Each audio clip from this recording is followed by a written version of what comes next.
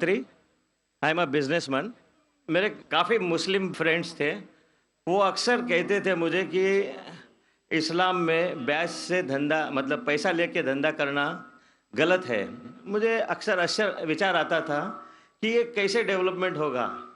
لیکن آج کا پریزنٹ سینیریو پورے دنیا کا دیکھتے ہوئے ایک ماننا پڑ رہا ہے کہ جس نے اپنا گھر گروی رکھ کے قرض لیا اور پروفٹ جس میں ملتا ہے اس شیئر بازار میں لگایا، ان کا گھر بھی تباہ ہو گیا. یہ جو سائنس آج آپ نے بتایا کہ اسلام ایک سائنس ہے، جیسے سائنس کے اوپر بھی کام کرتا ہے، تو یہ جو بات انہوں نے آج کے 1400 سال پہلے اگر کہی ہوگی کہ بیاج لینا غلط ہے، حرام ہے، اس کے پیچھے اس کی کیا فلسفی تھی، یہ میں جاننا چاہوں گا سر. بھائی صاحب نے بہت اچھا سوال پوچھا کہ اسلام میں ان کے بہت سے دوست مسلمان دوست کہتے ہیں کہ بیاج لینا حرام ہے. وہ یہ نہیں جانتے تھے کیوں حرام ہے. ابھی پتہ چلا کہ جو دنیا کی حالت ہے اکنامک میلٹ ڈاؤن میں، وہ جاننا چاہتے ہیں کیوں یہ حرام ہے. اور قرآن مجید میں کم سے کم 8 جگہ لکھا ہے بیاج کے بارے میں. تو بیاج لفظ ہے عربی میں ربا، سورہ نساء میں، سورہ عمران میں، اور کہا گیا ہے سورہ بقرہ میں سورہ نمبر 2 آیت نمبر 278 اور 279 میں کہ آپ بیاج سے دور ہو. اور جو کوئی بیاج سے دور نہیں ہوگا، اللہ اور اللہ کے رسول ان پر اعلان جنگ کریں گے. بیاج اتنی بری بات ہے، گناہ کبیرہ ہے. اور گناہ کبیرہ میں امام الذہبی نے اسے 11ویں نمبر پہ رکھا. 70 گناہ کبیرہ میں 11ویں نمبر پہ رکھا. بھائی صاحب پوچھے کیوں برا ہے؟ کیونکہ بیاج سے امیر آدمی اور امیر ہوتا ہے، غریب آدمی اور غریب بنتا ہے.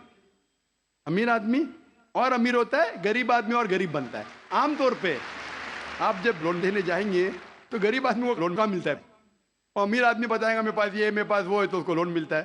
تو امیر اور امیر بنتا ہے، غریب اور غریب بنتا ہے. اسی لیے قرآن میں سورہ الحشر میں سورہ نمبر 59 آیت نمبر 7 میں اللہ تعالیٰ فرماتے کہ زکوٰۃ دو تاکہ دولت انسانوں کے بیچ گھومے، صرف امیروں میں نہیں رہے. اور بیاج سے کیا ہوتا ہے؟ ان اسلامک فلسفی ہم کہتے ہیں پروفٹ اینڈ لاس شیئرنگ. منافع اور نقصان کو ہم بانٹیں گے. منافع اور نقصان بانٹنے سے پوری اکنامی ترقی کرتی ہے. اور بیاج سے آپ بینک میں بیاج لیتے ہیں، منافع یا نقصان 8%، 10%، 12% آپ کو دینا ہی دینا، نقصان یا منافع. لیکن آپ دیکھتے شیئرنگ آف دا رسپانسبلٹی، اگر نقصان ہوا تو ہم نقصان شیئر کریں گے، پروفٹ ہوا پروفٹ شیئر کریں گے. بیاج میں کیا ہوتا ہے؟ مثال کے طور پہ بینک میں، میں ایک لمبی تقریر دے چکا ہوں اس پہ، ابھی وقت نہیں ہے، صرف یہ بولوں گا کہ بیاج میں کیا ہوتا ہے. مثال کے طور پہ بینک اے کے پاس سپوز 100 روپیہ ہے، وہ بینک بی کو 10 روپیہ رکھ کے 90 روپیہ دیتی ہے بینک بی کو. بینک بھی اس میں سے 9 روپیہ رکھتا ہے، باقی کا 90% دیتا ہے بینک سی کو. بینک سی 10% رکھتی، 90% رکھتی ڈی کو، ڈی دیتا ای کو. تو لوگ کہتے ہیں مارکیٹ میں ہزاروں روپیے ہے کتنے؟ 100 روپیہ. تو آج کی تحقیق کہتے ہیں مارکیٹ میں فلوٹ ہو رہا ہے $6 ٹریلین. ہے تو کچھ نہیں، بہت کم. فلوٹ ہو رہا ہے $6 ٹریلین. ایک جن بیٹھتا ہے سب لوگ بیٹھنے شروع ہوتے. لیمین بردرز، کون سوچ سکتا تھا کہ لیمین بردر نمبر 1 بیٹھ جائے گا. اس کے بعد سٹی گروپ، ایک بیٹا سب بیٹھتے گئے پوری دنیا میں ایک کے بعد ایک. تو کیونکہ it doesn't improve the society. Islamic بے کے اندر جانچ پڑتال ہوتی کس کو لون دینا کس کو نہیں دینا. پروفٹ اینڈ لاس شیئرنگ ہے. سن 1980 میں بینک فنڈ کرتی تھی گیملنگ ڈین کو، شراب کھانے کو، کامن ہو گیا. اس کے بارے میں اگر تقریر میری سنیں گے، interest free economy promulgated by the قرآن، ربا کس طریقے سے حرام ہے، اس کے اوپر تقریر میں نے کی ہے. اگر وہ سنیں گے اس میں اور ڈیٹیل میں تذکرہ کر رہا ہوں کیوں انٹرسٹ حرام ہے. لیکن ان شارٹ واپس سے آج جاپان، امریکہ سینڈنگ ایمبیسریز اسلامک بینک کے بارے میں جاننے کے لیے.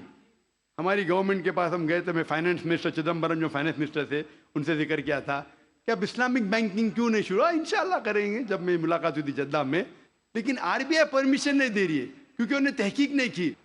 انگلینڈ دے چکی ہے، کئی ممالک دے چکے. انڈیا بھی اگر اسلامک بینک کو جس میں پروفٹ اینڈ لاس شیئرنگ ہے اگر اس کی اجازت دی تو انشاءاللہ انڈین اکانومی بھی بڑھیں گی انشاءاللہ. Hope that answers the question. Mic number 1 میں کوئی غیر مسلم بھائی ہیں تو ان کو موقع دیجیے. कृष्ण गोपाल सिंह पत्रकार। मैं विद्वान श्री नाइक साहब से ये जानना चाहूँगा कि आज के आतंकवाद पर इस्लाम का क्या नज़रिया है।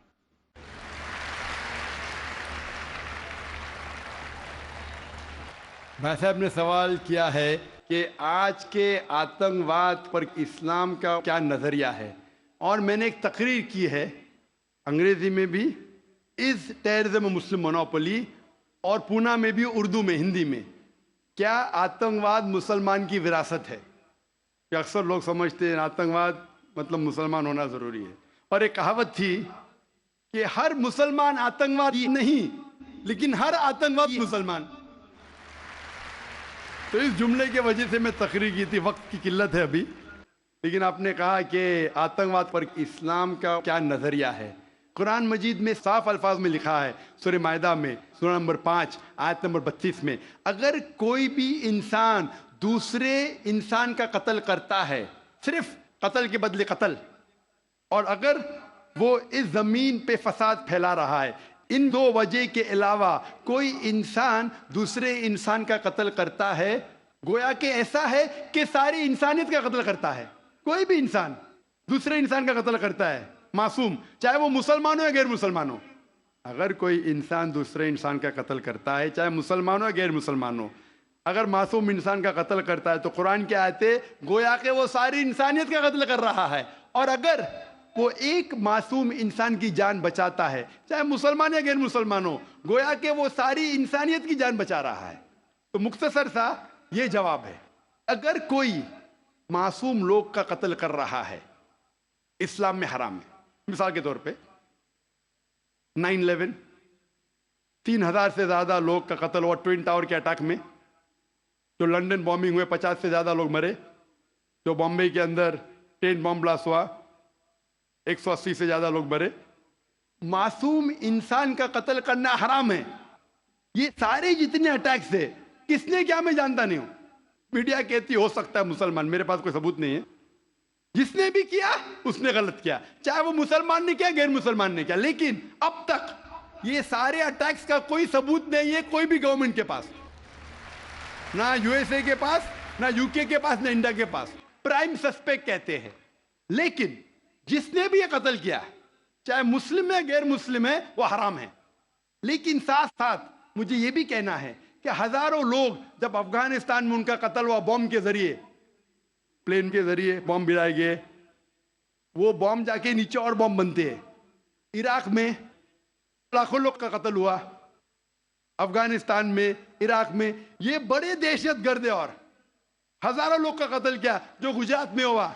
जब हम कहते हैं कि 9/11 को आप गलत कहो, ट्रेन बॉम्बिंग इन लंदन गलत कहो, जो बॉम्बिंग बॉम्बे में हुई वो गलत है, उसके साथ साथ ये भी कहो कि अफगानिस्तान में लाखों लोग का कत्ल हुआ वो भी गलत है, इराक में जो लाखों लोग का कत्ल हुआ वो भी गलत है, जो मासूम लोग का कत्ल हो रहा है पैलेस्टाइन में वो भी गलत है। हमें डबल स्टैंडर्ड नहीं करना चाहिए। पैलेस्टाइन में हो रहा है, मासूम लोग का कत्ल हो रहा है, बच्चे लोग का कत्ल किया जा रहा है, वो यूएनओ नहीं बोलती है दहशतगर्द। क्यों?